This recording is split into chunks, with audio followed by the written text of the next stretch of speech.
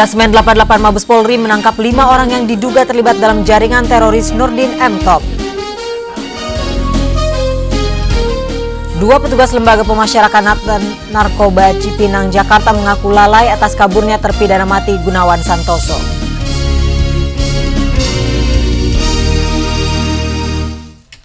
Selamat sore, saya Ines Sujono. Penangkapan penumpang kapal dengan detonator di Parepare, Sulawesi Selatan membuka laporan pertama kami hari ini. Pemirsa, inilah seputar Indonesia.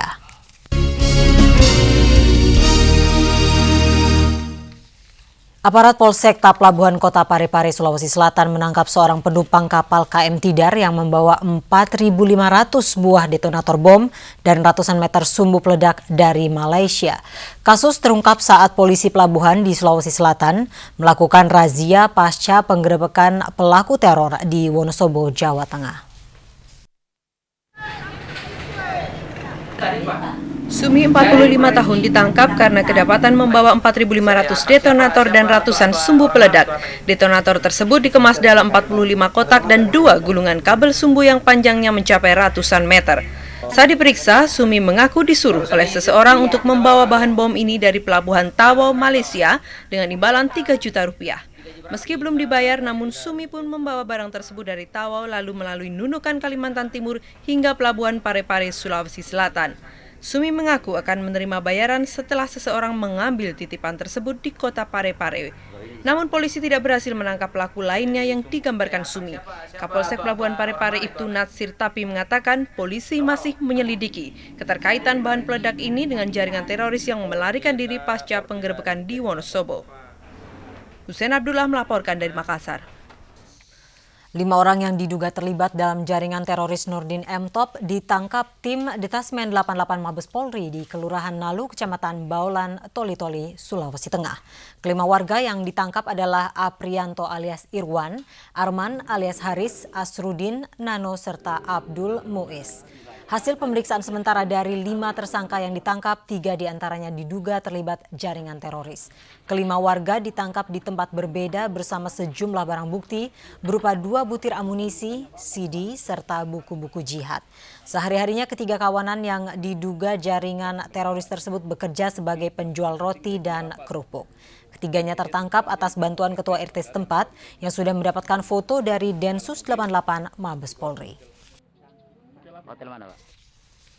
Kita beralih ke berita lainnya. Gunung Merapi saat ini masih dalam status siaga. Berdasar pengamatan visual dari pos pemantau Jerakah pada pukul 8 pagi tadi, tampak asap solvatara berwarna putih tebal dengan tekanan lemah muncul di puncak Merapi. Tinggi asap mencapai 800 meter. Dari pos pengamatan Kaliurang pada 6 Mei 2006 terjadi guguran lava pijar sebanyak 18 kali. Sedangkan 7 Mei atau hari ini mulai pukul 00 hingga 06 pagi tadi terjadi 26 kali guguran lava pijar. Guguran masuk ke pelataran Gendol dengan jarak luncur sekitar 100 meter. Dari pos Babatan, pos ngepos Jerakah, Selo dilaporkan terlihat sinar api di puncak sebanyak 10 kali. Kubah lava mengalami pertumbuhan yang terlihat secara visual dari pos Kaliurang. Pada 6 Mei tercatat gempa vulkanik dangkal 1 kali, kemudian gempa fase banyak berlangsung 5. Kemudian gempa low frekuensi 1 kali dengan gempa guguran terjadi 28 kali. Pada 7 Mei tercatat gempa vulkanik 1 kali, gempa fase banyak 32 kali dan gempa guguran 23 kali. Gubernur Daerah Istimewa Yogyakarta Sri Sultan Hamengkubuwono ke-10 hari ini kembali mengelilingi lereng Gunung Merapi. Sri Sultan berjanji tidak akan memaksa warga lereng Merapi untuk mengungsi. Didampingi oleh Permaisuri Gusti Kanjeng Ratu Hemas dan Wakil Gubernur Daerah Istimewa Yogyakarta Pakualam ke-9, Gubernur Daerah Istimewa Yogyakarta Sri Sultan Hamengkubuwono X hari Minggu mengunjungi posko kesehatan Kecamatan Cangkringan yang berada di lapangan Jetis dan barak pengungsian Gunung Harjo. Dalam kunjungan di 2 tempat ini, Sultan melihat langsung fasilitas yang tersedia bagi para pengungsi dan melakukan dialog dengan para pengungsi. Walau memahami kejenuhan para pengungsi dan para relawan, Sultan meminta kepada para pengungsi untuk tetap tinggal di barak. Dan para relawan diminta tetap bersiap siaga, karena kapan Gunung Merapi meletus sulit diprediksi. Sultan juga berjanji tidak akan melakukan evakuasi paksa terhadap sejumlah warga lereng Gunung Merapi yang hingga saat ini masih belum bersedia mengungsi. Tidak, bagi saya tidak ingin memaksakan kehendak ya. Karena sebetulnya warga masyarakat lereng Merapi ini kan juga paham. Karena puluhan tahun mereka hidup di Merapi. Jadi setiap ada aktivitas Merapi, kami ini selalu menghadapi hal yang sama, ketidaksediaan karena mereka merasa lebih memahami terhadap karakter Merapi. Kan mau meletus kan tidak hanya ini. Pada warga lereng Gunung Merapi yang belum bersedia mengungsi, Sultan meminta agar mengungsi jika status aktivitas Gunung Merapi dinaikkan menjadi awas. Dari Yogyakarta, Sigit Purwita dan Sarjono melaporkan.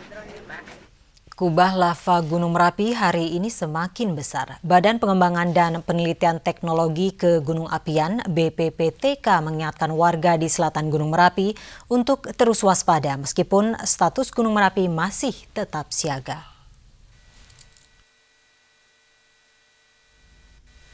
Kubah lava baru Gunung Merapi Minggu pagi membesar hingga setinggi 7 meter. Volume gundukan lava juga terus bertambah mencapai 1 juta meter kubik lebih. Kasih Merapi Badan Pengembangan dan Penelitian Teknologi Kegunung Apian Subandrio mengatakan, membesarnya kubah lava baru menyebabkan guguran lava terus bertambah.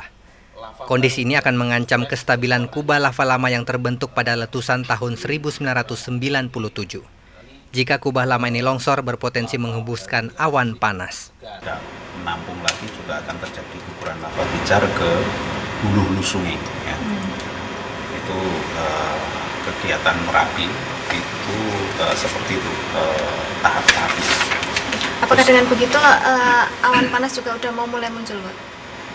Ya, biasanya akan diikuti awan panas, kejadian yang sudah-sudah, tetapi tahap itu saat ini belum terjadi.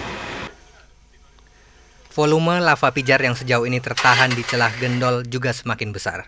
Jika meluap, lava pijar diperkirakan akan meluncur ke sungai-sungai yang berhulu di Gunung Merapi. BPPTK mengingatkan warga di selatan Gunung Merapi seperti Sleman dan Klaten untuk terus waspada meskipun status Gunung Merapi masih tetap siaga. Sementara itu, titik api di puncak Gunung Merapi Minggu dini hari tadi terus terlihat dari segala arah. Namun frekuensinya tidak selama dan sebanyak hari Sabtu. Tim Liputan RCTI melaporkan. Kita beralih ke Jakarta. 2 petugas Lembaga Pemasyarakatan Narkoba Cipinang, Jakarta mengaku lalai karena meninggalkan pos penjagaan antara pukul 12 malam hingga 3 pagi saat terpidana Gunawan Santoso kabur. Menteri Hukum dan HAM Hamid Awaludin masih merahasiakan identitas 2 petugas itu. Menteri Hukum dan HAM Hamid Awaludin hari Minggu kembali mendatangi LP Narkoba Cipinang, Jakarta Timur untuk melihat kondisi LP pasca kaburnya terpidana mati Gunawan Santoso. Menurut Hamid, pemeriksaan intern di Lembaga Pemasyarakatan menemukan kelalaian 2 anggota Kesatuan Penjagaan Lembaga Pemasyarakatan KPLP. Namun Hamid menolak menyebutkan identitas kedua petugas itu. Mestinya ada 2 orang berada di penjagaan blok, ya. Tetapi antara pukul 12 dengan pukul 3 subuh dia tidak berada di situ. Dia keliling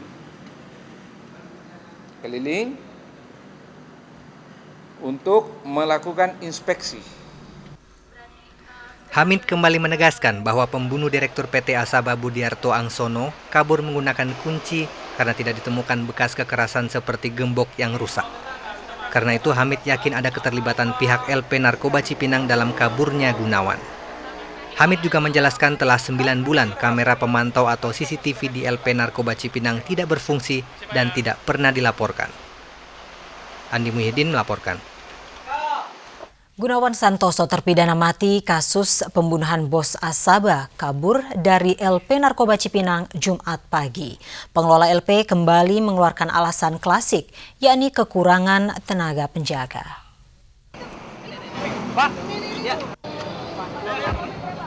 Dua petugas pengamanan LP Narkoba Cipinang Jakarta hari ini dipastikan bersalah terkait kaburnya Gunawan Santoso, terpidana mati kasus pembunuhan bos Asaba Budiarto Angsono. Untuk mengungkap kasus kaburnya Gunawan, 8 petugas telah diperiksa aparat. 4 petugas diantaranya diketahui berasal dari Kesatuan Pengamanan Lembaga Pemasyarakatan. Tugas mereka menjaga secara khusus sel Blok C tempat Gunawan Santoso ditahan, yakni pemegang kunci, mengecek kamar, dan mengantar makanan serta mengamati kegiatan sehari-hari Gunawan Santoso. Kepala Lembaga Pemasyarakatan Narkoba Cipinang, Wawan Suwandi, membenarkan tanpa keterlibatan orang dalam, pelarian Gunawan sangat tidak mungkin. Apalagi Gunawan ditempatkan di lantai dasar Blok C sendirian dari 12 kamar kosong yang ada. Sementara ini kan belum real. Pendidikan ya, jangan salah. Dari sini ke sini, ini pintunya ada. Ke sini terus kemudian habis dari sini terus ada ke sini nih ada nih. Nah ini bengker kan di dapur. Nah terus gerbang ini. Nah ini kan di sini kita. Nah ini gerbang yang dibilang gembok udah nggak ada karena di sini nih. Nah di sini. Yang dapur itu. Ya ini. Jadi sini. Ya persis. Makanya kemudian yang Wawan yang menjabat Kalapas Narkoba Cipinang 5 Desember 2005 ini siap bertanggung jawab atas peristiwa ini. Saat ini LP Narkoba sudah dihuni 1.217 orang dari kapasitas 1.804 orang. Sementara staf dan petugas keamanan hanya 175 orang. Untuk satu shift, petugas yang ditempatkan 15 orang, idealnya 30 orang petugas. Ini merupakan kasus pelarian pertama kali yang terjadi di LP Narkoba Cipinang. Hendy Susanto dan Asep Edward melaporkan. Amin Rais menilai pemerintah tidak serius menangani kasus mantan Presiden Soeharto. Laporan selengkapnya setelah pariwara berikut, tetaplah di Seputar Indonesia.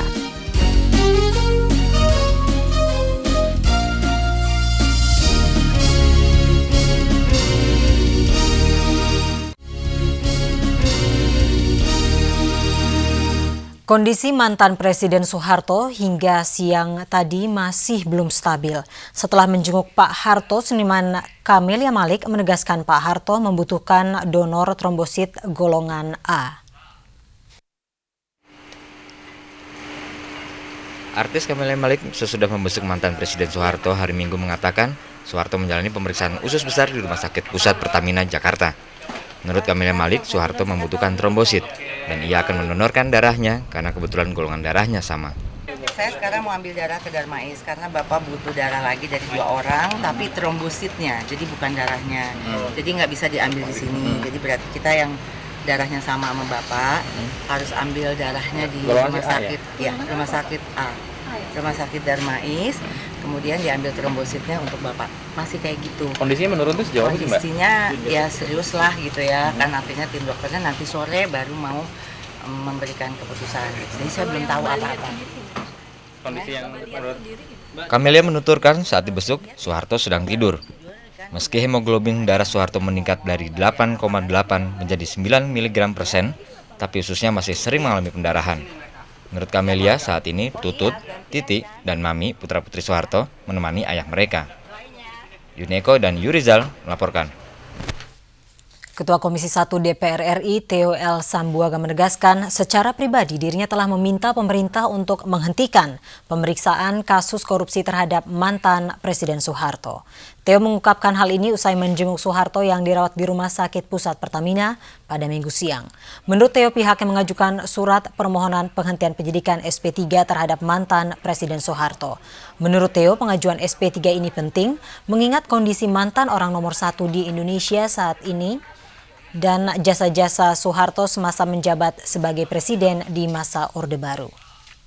Kita sebagai bangsa ini saya kira ada waktunya lah untuk mengambil keputusan untuk mengakhiri lah ya, kasus Pak Harto ini ya dengan ya memberikan apakah surat SP3D atau mengakhiri perkaranya. Sementara itu, Menteri Sekretaris Kabinet Sudi Silalahi yang juga menjenguk mantan Presiden Soeharto atas perintah resmi Presiden Susilo Bambang Yudhoyono menyatakan bahwa pemerintah memiliki mekanisme tertentu untuk penghentian pemeriksaan Soeharto. Ada indikasi akan dihentikan, Pak? Apanya? Pak, tentu nanti itu ada mekanisme prosedurnya ya, kita tunggu aja bagaimana nanti ya. Setelah ini nanti akan dilaporkan ke Pak SBY, Pak, kondisinya. Ya tentu kan nanti ada mungkin tim dokter yang akan memeriksa atau melaporkan ke kondisi sungguhnya ya. Tapi kalau secara fisik ya, saya melihat beliau betul-betul secara kemanusiaan memang kita memperhatikan betapa yang beliau alami, sangat-sangat memprihatinkan ya. Jadi kita Amin Rais menilai pemerintah tidak punya keseriusan dalam menangani kasus Soeharto. Menurut Amin, rencana pengadilan Pak Harto adalah dagelan politik atau pemanis kata-kata belaka. Hal ini diungkapkan Amin Rais Minggu siang saat menghadiri pertemuan dengan tokoh nasional di Bulungan, Jakarta. Amin Rais mengatakan penyelesaian kasus Pak Harto berjalan lambat. Dalam 5 tahun terakhir tidak ada keputusan politik maupun hukum yang jelas tentang kasus Soeharto. Hingga kini yang dilakukan pemerintah tak lain hanya menyenangkan masyarakat belaka. Amin yakin pemerintah tak akan mengadili Soeharto. Di sisi lain, menurut Amin Rais, jalannya pemerintahan Susilo Bambang Yudhoyono Yusuf Kala tidaklah semakin baik. Buruh bukan penghambat masuknya investor asing. Laporan selengkapnya setelah pariwara berikut ini.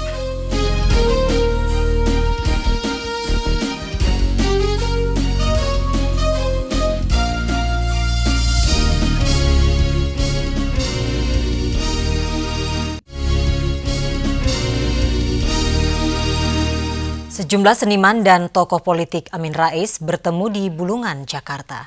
Mereka membicarakan berbagai hal termasuk kegelisahan berbagai pihak atas situasi yang berkembang saat ini, termasuk masalah buruh. Amin Rais, Rendra, Iwan Fals, Derajat Wibowo, dan Permadi melakukan pertemuan di Bulungan, Jakarta siang tadi. Dalam pertemuan ini, Amin Rais menilai aksi rusuh buruh beberapa waktu lalu merupakan akumulasi dari keresahan buruh atas revisi Undang-Undang Ketenagakerjaan Nomor 13. Amin mengatakan pemerintah harus meninggalkan kebiasaan lama mencari kambing hitam. Amin yakin aksi buruh ini tidak ditunggangi siapapun. Amin mencermati kegelisahan kaum buruh di daerah karena roda ekonomi tidak berjalan dengan baik. Amin menilai pemerintah saat ini tidak mampu bekerja dengan maksimal. So far itu bukan so good. So far, so bad, gitu ya. Artinya pengangguran juga belum teratasi, ya, korupsi juga hanya sandiwara, gitu. Kemudian juga barang-barang pokok harganya melambung, inflasi tetap tinggi. Jadi sesungguhnya sudah agak amburadul gitu. Sementara itu, Iwan Fals mengaku kehadirannya dalam pertemuan ini sebagai bentuk pertanggungjawaban sebagai seniman.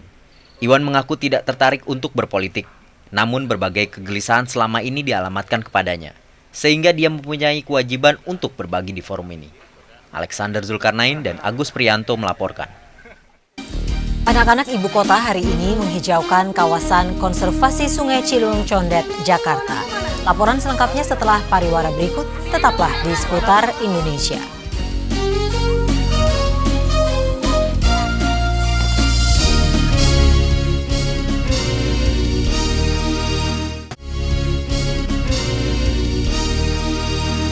Kawasan konservasi Sungai Ciliwung Condet, Jakarta hari ini kedatangan kader-kader pelestari lingkungan. Mereka adalah anak murid SD sekecamatan Kramat Jati yang menanam aneka pohon seperti duku, durian, dan salak.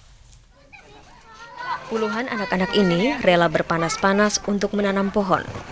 Mereka adalah murid-murid SD sekecamatan Kramat Jati, Jakarta. Kegiatan di hari Minggu ini merupakan bagian dari acara memperingati Hari Bumi Sedunia.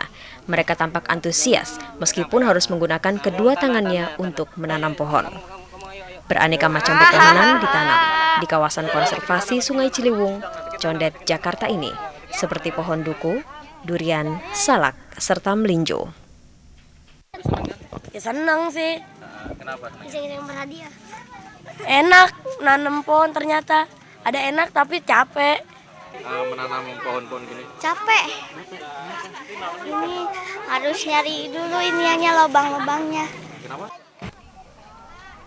Peringatan Hari Bumi Sedunia baru tahun ini diadakan pada areal konservasi tersebut.